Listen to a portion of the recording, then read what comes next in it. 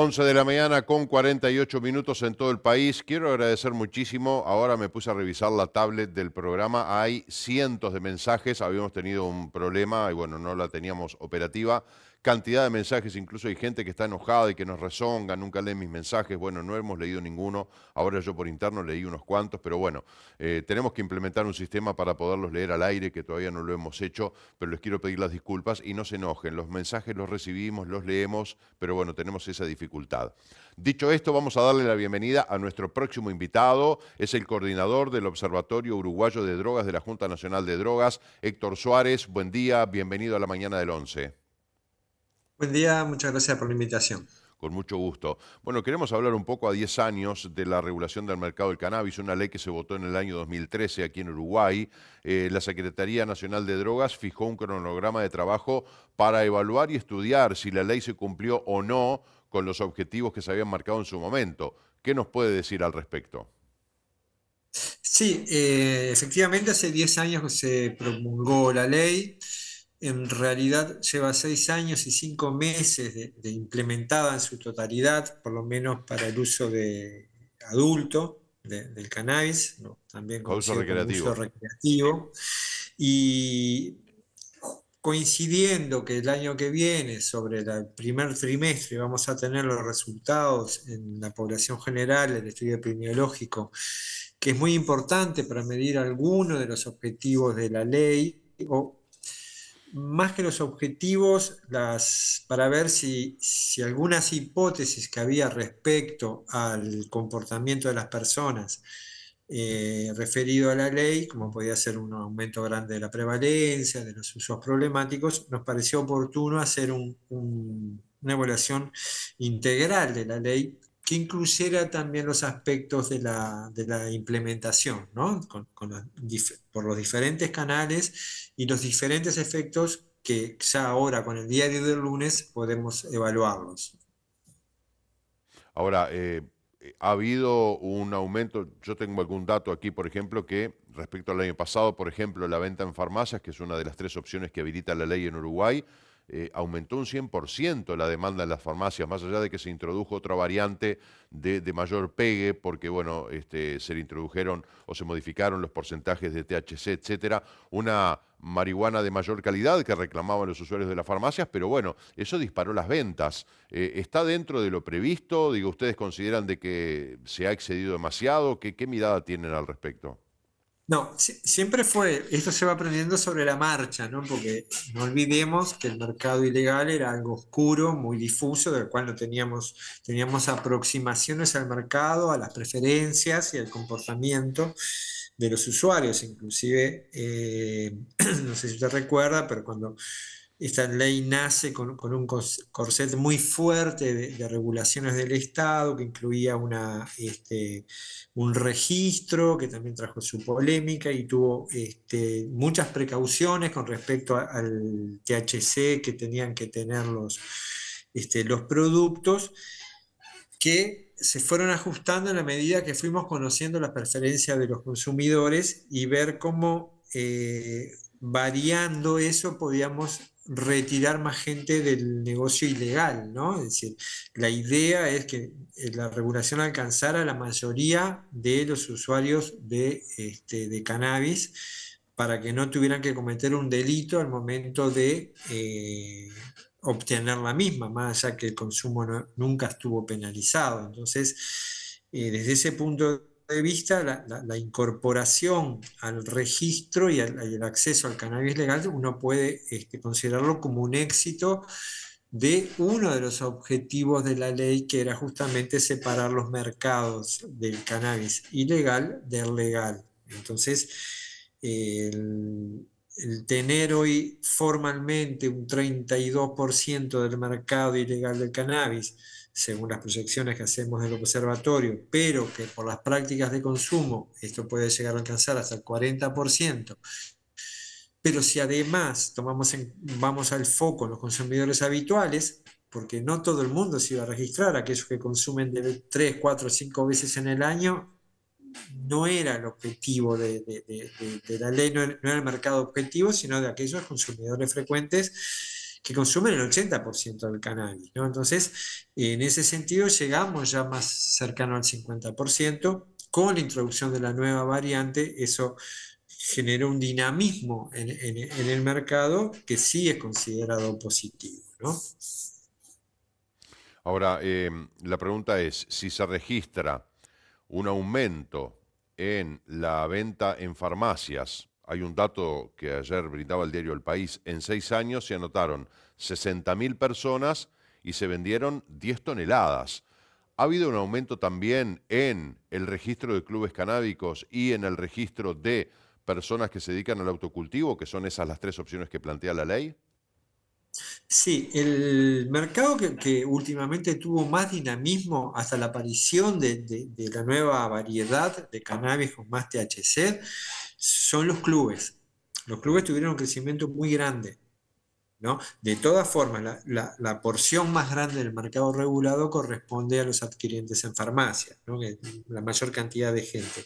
Y con los autocultivadores, el crecimiento es bueno, pero tiene el inconveniente de que cada 3 años hay que inscribirse de nuevo y ese mecanismo no ha funcionado del todo bien. Entonces no sabemos si las personas que no renovaron su licencia siguen cultivando Mm. o dejaron de cultivar. Entonces tenemos como dos escenarios allí con respecto al dinamismo del autocultivo. Ahora, usted lo mencionaba recién, ¿no? Recuerdo cuando Mujica, siendo presidente, en los argumentos que daba en los medios de comunicación, decía, el objetivo es combatir el narcotráfico, o sea, que el que quiere consumir cannabis lo haga de una forma segura, que no ingrese en el delito de pagarle a un narcotraficante que está vendiendo esa droga, y además darle también trazabilidad y seguridad, de que sea un producto realmente confiable, que sea un cannabis de calidad y no de repente algo que se vende en el mercado negro que puede haber muy bueno, puede haber bueno y hay malo y muy malo, que entonces eso también genera otros efectos nocivos para la salud, además del que genera el cannabis, que se ha dicho claramente de que no es totalmente inocuo, ¿verdad? Que no es que diga, fumo marihuana y no me hace nada, tiene sus consecuencias, pero en el mercado negro hay absolutamente de todo. ¿Consideran ustedes que se cumplió con el objetivo? Porque muchos ponen el grito en el cielo, es decir, bueno, no le están comprando al narcotráfico, pero ha aumentado de una manera impresionante el consumo de marihuana, cada vez gente más joven consume marihuana porque total es legal y hay un descontrol que cualquiera va a las plazas, a las playas, a los lugares públicos y siempre siente el olor a marihuana, como que se desmadró un poco la cosa. ¿Ustedes lo ven de esa manera o consideran que está dentro de lo previsto originariamente cuando se decidió regular? No, yo trato de todo lo que le comento, es decir, basarlo en la evidencia científica que hay Claro. disponible, ¿no? Entonces, por un lado, vamos por el lado de los adolescentes. Desde el año 2016, todos los estudios marcan una estabilidad del consumo. No ha crecido desde el año 2016. Es decir, la regulación, que no los incluye porque está prohibido para los menores de 18 años cualquier acceso legal, pero igual podría influir eso porque podría generar una mayor accesibilidad y una mayor legitimidad del consumo, podría generar un efecto perverso que sería un aumento importante del consumo. Eso no se dio desde el año 2016 según la serie de estudios que hemos hecho. Lo ha hecho más visible, eso sí, porque al ser legal y estar legitimado, más allá que el acceso, reitero, en los menores de 18 años no está permitido, da una sensación de que pudiera haber un mayor crecimiento. Pero el crecimiento ya, el porcentaje ya era alto. En el año 2014, por ejemplo, antes de que comenzara la venta en las farmacias, el 40% de los gurises de 17, 18 años ya consumía ocasionalmente cannabis. Es decir, ya estábamos muy arriba, ¿no? Entonces, la influencia que podía tener la regulación, el margen que tenía de crecimiento no era tan alto por el simple hecho que no todo el mundo le tiene por qué gustar el cannabis. Eh, Esto era en porcentajes además infinitamente menores al alcohol, que sigue siendo el principal problema y donde sí hay un consumo abusivo que se extienda a casi toda la población. Con respecto a la población general, el tema que tenemos ahora, que es al 2018, el crecimiento había sido inercial, como venía desde el 2001. en la población adulta. Pero es cierto que ya ese estudio es muy viejo, ¿no? Y se han ido produciendo cambios, nosotros lo podemos tener por otros indicadores, entonces ahora en el 2024 vamos a saber si efectivamente las prevalencias del consumo de cannabis se han aumentado en forma desmedida.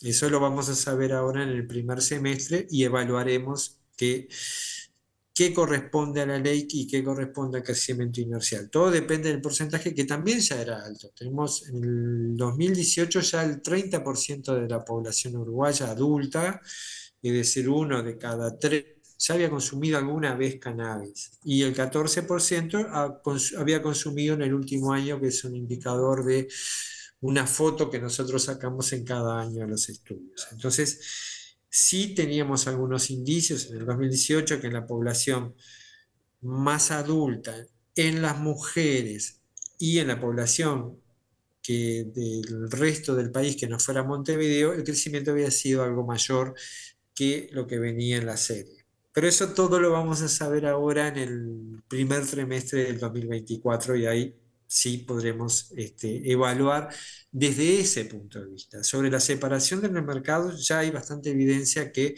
por ejemplo, hubo 2 millones de transacciones, es decir, compra de cannabis que fueron por medios legales, ¿no? Sin contar lo de los clubes y sin contar el autocultivo. Es decir, fueron 2 millones de transacciones que no pasaron por el narcotráfico, sino que pasaron por los medios legales y ese podría ser quizás el principal objetivo de cumplimiento de la ley. Ahora, el narcotráfico ha visto sus márgenes o su eh, negocio reducido en Uruguay porque, bueno, hay muchos consumidores que optaron por estas tres opciones. Pero, ¿se ha logrado reducir el narcotráfico o más allá de esto que está pasando por arriba de la mesa, por debajo de la mesa seguimos teniendo un grave problema con el narcotráfico? Claro, en los objetivos hay que poner todo en el contexto de lo que conocíamos en el 2013, ¿no? Entonces se consideraba que separando los mercados, además de retirar las ganancias que era del cannabis, podríamos influir en aquello del efecto góndola, ¿no? Que yo voy a una boca y me ofrecen además otras sustancias, entonces yo con la separación de mercados no tengo esa probabilidad de comprar otras. Pero no, lo que ha ocurrido y lo que fuimos conociendo que el mercado de cannabis es el mercado más chico de lo que es el narcotráfico, ¿no? Que las verdaderas ganancias y las verdaderas organizaciones fuertes están vinculados a la cocaína y a la pasta base, ¿no? Entonces, en ese sentido, uno con los datos disponibles encuentra que no, desde el punto de vista económico, no ha afectado tanto las organizaciones criminales. ¿Cómo está trabajando la Junta Nacional de Drogas con el IRCA, que es el Instituto de Regulación y Control del Cannabis? Bueno, de hecho, el presidente del IRCA es el secretario general de la Secretaría Nacional de Drogas, ¿no? Es decir, están totalmente interconectados y nosotros trabajamos técnicamente en contacto con el IRCA porque los estudios que realizamos los hacemos con ellos, el seguimiento del mercado legal también los hacemos con ellos, entonces tenemos un nexo importante, tanto que la evaluación la vamos a hacer en forma conjunta, además de tener algunos consultores externos que un poco hagan de garantía del análisis que estamos realizando. Ujú. Así que bueno, vamos a tener después de la temporada un mapeo actualizado y detallado de cómo está el mercado del cannabis en Uruguay. ¿Cómo está el mercado y qué mejoras se le pueden hacer a la implementación? Claro. Porque nosotros dentro del proceso también se vio que hay pocos puntos de acceso, ¿no? Las farmacias no son tantas, no están uniformemente distribuidas en el país. Hay que ir muchas veces a la farmacia a acceder a la sustancia, entonces por ahí tenemos algunas limitaciones a que el modelo impacte a mayor cantidad de personas. Hay también a veces problemas de producción, donde tenemos que la variedad que más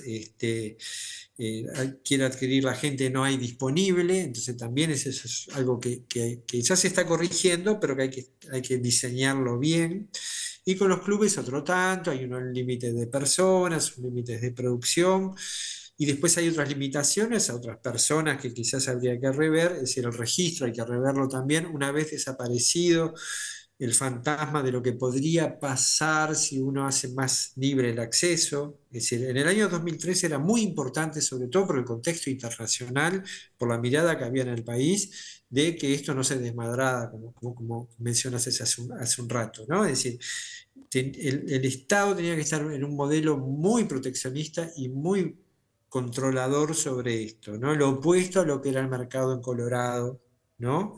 Donde sí hubo problemas con respecto a que se hizo un producto comercial, ¿no? Y se hizo promoción, se hizo publicidad, entonces ahí sí generó ciertos problemas. Lo que tenemos que evaluar ahora es si este modelo tan restrictivo sigue siendo válido o podemos dar un paso adelante, sobre todo para la mejora en el acceso legal a la sustancia de las personas que quieran consumir. Suárez, es un tema muy interesante y además, bueno, escucharlo a usted hablar con esa claridad de conceptos es realmente muy importante para todos los televidentes, pero tenemos que cerrar la entrevista. Y yo le quería preguntar, uno de los temas que está arriba de la mesa, muy polémico, porque dice, bueno, si lo hacemos, estaríamos abriendo el juego a un ámbito peligroso, pero si no lo hacemos, estamos fomentando que se haga por abajo de la mesa. Me refiero a la venta de cannabis a los turistas, a los extranjeros, que muchas veces vienen, un departamento como este de Maldonado, viene mucho turista durante todo el año, ¿verdad? Pero en verano se dan explosiones de visitantes de extranjeros que enseguida llegan y como llegan a un país donde es legal, muchos no saben que es legal, pero para los uruguayos y no es legal para los extranjeros. Es decir, ningún extranjero puede ir ni a una farmacia, ni a un club canábico, ni ser autocultivador. ¿Se está evaluando la posibilidad de abrir esa ventana y de que se le pueda vender a los extranjeros?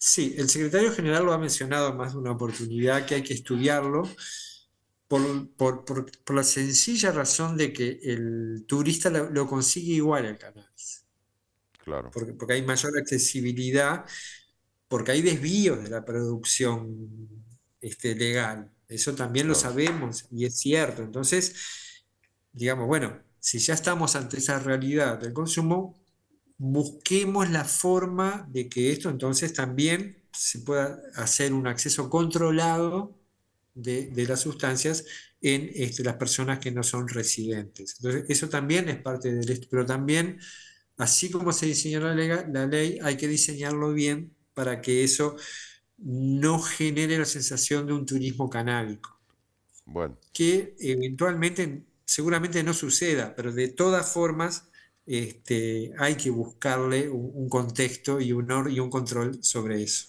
Pero a ver, digamos las cosas como son. Eso del turismo canábico se ha mencionado incluso como una beta explotable del turismo, porque además, a ver, hay gente que viaja solamente a países donde puede consumir marihuana o puede consumir drogas legalmente. Hay gente que viaja a países donde está regulada y legalizada, pero no es que llega, compra la droga y nada más. O sea, tiene todo un gasto alrededor que en un marco regulado por la ley podría ser algo apetecible desde el punto de vista turístico. Es decir, que eso del turismo canábico, muchos pueden decir, bueno, no, no queremos que se transforme esto en que los turistas vengan todos a fumar marihuana a Uruguay. Pero bueno, hay que tener la mirada de que de manera regulada y hecha con detalle y con mucho cuidado, se puede transformar también en un producto turístico de ingreso de divisas al país, no solamente por la marihuana que consumen, sino por todo el gasto que genera la visita de ese turista a un país donde la marihuana es legal. Sí, el único país donde se registró ese fenómeno fuertemente y fue en el siglo pasado fue en el modelo holandés, con los coffee shop, ¿no? Exacto. Hay unas cercanías también en Europa que todo le quedaba cerca, ¿no? Entonces era más fácil que el turismo fuera efectivamente solo canábico. No sé si es un fenómeno que acá en Uruguay se da, pero sí lo que se da que muchos turistas que vienen quieren experimentar, ¿no? Y quieren acceder. Y lo están haciendo a través de mecanismos ilegales. Entonces lo que tenemos que lograr es que, bueno, eso pudiera ser de una forma controlada y que no haya ya, que no se genere un comercio ilegal detrás de eso, porque el beneficio que tú has mencionado se da de la otra forma, Claro, ¿no? claro. Héctor Suárez, la verdad, muy interesante conversar con usted. Bueno, seguramente tendremos más oportunidades y ni que hablar que de aquí a después de la temporada para ver todo esto que van a estudiar y toda esta información que va a surgir. Así que lo convocaremos nuevamente para conversar con usted. Perfecto, quedamos a las órdenes. Gracias a ti. Gracias, que le vaya muy bien. Hasta pronto. Bueno, vamos con nuestro móvil que está en vivo. Laura y Marcelo, adelante. Gracias, Marce. Bueno, nosotros nos vinimos al quinto piso de la Intendencia Departamental de Maldonado porque actualmente se está desarrollando un taller de prevención en accidentes de tránsito. Taller convocado por los amigos de Cerema, ya a mi lado, el secretario de Cerema, Gustavo Bordagaray, a quien le agradecemos estos minutitos para charlar. Bueno, un taller que se viene desarrollando, la verdad, de una manera muy ágil, con varios testimonios. Gustavo, ¿cómo estás? Bien, buenos días a todos. Sí, hoy nosotros estamos haciendo este taller en conmemoración del Día de las Víctimas de Tránsito, que fue el 19, o sea, el domingo, porque se celebra los terceros domingos de noviembre. Entonces nosotros elegimos esta fecha para hacer un taller, centrarlo en la toma de conciencia, en la prevención y el rol que juega el individuo en la gestión de un accidente, en que el accidente ocurra. Y elegimos la población de estudiantes liceales, o sea, los que están haciendo el taller son todos estudiantes liceales de acá, de la ciudad de Maldonado. Es un taller organizado por el equipo nuestro, donde se toman casos de Cerema, donde todos son realmente casos muy complicados y complejos como los que nosotros vemos, pero que tienen en común con la vida diaria, que es haberse producido un accidente de tránsito, que puede ser en una moto, en una bicicleta, en un auto, también como peatón. También tenemos ciclistas en nuestros casos y la idea es que los adolescentes tomen conciencia y trabajen los temas para entender lo que es la responsabilidad y el poder evitar padecer una lesión grave producto de un accidente, que es lo más importante. Gustavo, llevándolo a números, la verdad que son impactantes, ¿no? Y sí, si tomamos las cifras del 2022, en Uruguay se produjeron más o menos algo más de 25.000 personas que sufrieron lesiones. Por lo tanto son siniestros, porque el siniestro es cuando el accidente tiene un lesionado. Y de ellos son pacientes con lesiones graves, casi unos 3.200 ciudadanos lesiones graves. Y de las lesiones graves, el 69% son lesiones de moto. Son conductores, en general conductores de moto, pueden ser acompañantes, pero predominan los conductores de motos. Por eso digo, llevándolo a números realmente es cuando uno como que, ¿no? Sí. El cimbronazo te lleva a la realidad, Sí. y ni que hablar también los testimonios que escuchábamos recién, ¿no? Todo ese trabajo que se viene llevando adelante desde Cerema, pero también hoy con el apoyo de la Intendencia. Sí, la Intendencia nos ha apoyado desde la Dirección de Tránsito con el director Pígola, también la Dirección de Políticas Inclusivas nos dieron una mano para poder desarrollar este taller acá, que bueno, como dije, lo organiza nuestro equipo, pero como es una actividad de valor comunitario y se precisaba un espacio más amplio, tuvimos el apoyo de la Intendencia. Recién en la conferencia decían, y esto como para ir cerrando, ¿no? Queda mucho por hacer. Pígola sobre todo se preguntaba, bueno, ¿cómo vengo? Me falta mucho, decía él, ¿no? Sí, siempre falta. Fue muy emocionante el testimonio del director Pígola. ¿Por qué falta? Y porque todavía siguen existiendo más de 400 muertos, siguen existiendo más de 3.000 lesionados graves. Quiere decir que todavía falta, quizás en todos los rubros, en la prevención y también en la mitigación, porque en accidentología tenemos 3 niveles. Tenemos el nivel de prevención, que es bastante conocido, aunque no siempre bien cumplido, porque si no, no ocurriría en el número que estamos hablando. Siempre hay trabajo para hacer en la prevención, es muy importante. También hay cosas importantes que es en la mitigación, que es la segunda etapa del accidente. El accidente ya se produjo, entonces ¿qué puede haber que mitigue o disminuya las lesiones? Y ahí tenemos, bueno, por ejemplo, el cinturón de seguridad, los airbags, el casco, los airbags para moto, que también ya existen, y después viene la rehabilitación. La rehabilitación se inicia ya en el centro asistencial, aún en CTI, el paciente se inicia la rehabilitación y luego del alta nos toca a nosotros la rehabilitación final para volverlo a la vida de su casa, de su familia, de su barrio y volver al trabajo también. Entonces, todo eso incluye la accidentología. Como dije, resumiéndose, la prevención, la mitigación y la rehabilitación. En todos ellos siempre hay cosas por hacer y en general muchas cosas por hacer bien, ¿no? Yo le agregaría concientizar, porque tenemos que empezar a ser un poquito más conscientes, lo hablaban también ahí en la conferencia, que en un accidente no solamente es la persona involucrada o las personas involucradas, sino las familias de cada una de las personas involucradas en ese accidente. Sí, el accidente siempre tiene impacto. A nivel de la persona, obviamente, que puede perder lo más preciado que es la vida, puede perder la autonomía, como son los casos que nosotros tratamos de rehabilitar. También hay una pérdida económica de la persona lesionada y de la familia, que a su vez encima tiene que soportar egresos mayores vinculados a los procesos de cuidado domiciliario y de los cuidados terapéuticos. Entonces, esto es una situación, el accidente es una situación típica de perder, pierden todos. No hay nadie que gane, perdemos todos. Por eso es importante siempre redoblar los esfuerzos para dejar de perder. Muchísimas gracias, Gustavo. Por favor, a las órdenes y muchas gracias. Bueno, Marce, nosotros nos tenemos que despedir del trabajo del día de hoy.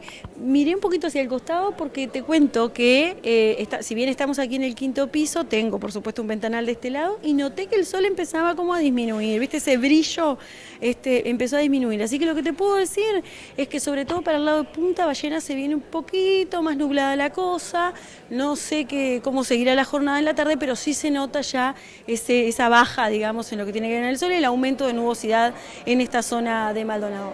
De esta forma entonces, y haciendo ese repaso por el estado del tiempo, nosotros nos despedimos del trabajo del día de hoy y nos reencontramos mañana. Muy bien, muchas gracias Laura, gracias Marcelo. Bueno, muy interesante lo que decía el doctor Bortagaray, ¿no? El tema de la realidad de los siniestros de tránsito en Uruguay, que es tremendo, ¿no? Porque además una cosa es la estadística del momento, lo hemos dicho muchas veces, de las personas fallecidas y lesionadas, y la estadística con el tiempo, cómo se transforma esa estadística. Personas lesionadas que se transforman en fallecidas, personas que aparentemente, bueno, fueron lesionados leves y después tuvieron alguna otra complicación. O sea que me parece que de la realidad que tenemos de acuerdo a esas fotos estadísticas, la realidad termina siendo más cruel, más dura, ¿no? Y bueno, realmente hay que trabajar muchísimo, como decía el doctor Gustavo Bortagaray. Gracias a Laura y a Marcelo por el trabajo del móvil de este día. Hacemos una pausa, 12:15, ya venimos.